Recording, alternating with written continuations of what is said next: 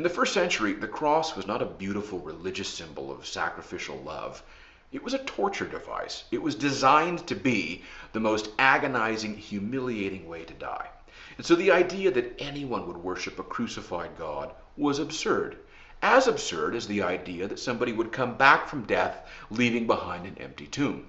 Sometimes we wrongly assume that we enlightened moderns understand the permanence of death, and those gullible ancient peoples must have thought people just bounced back and forth from death willy-nilly.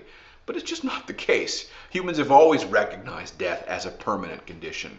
That's why in Acts chapter 17, for instance, when the Apostle Paul is preaching the gospel and he comes to the doctrine of the resurrection, the Athenian philosophers mock him openly because they recognized this is not a thing that happens.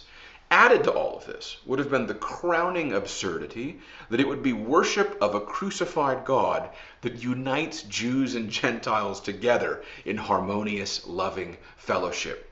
In other words, this is not a message anyone saw coming. It's not a message anyone wanted. And yet, here we are. How? Why? How has Christianity survived when all the prejudices and the sensibilities of the time were arrayed against it? Because the one thing it had going for it is that it was actually true. The disciples were unstoppable, could not be deterred from proclaiming the good news of salvation through faith in Jesus, because they had actually seen him alive from the dead. Their claims could not be refuted because the tomb was actually empty.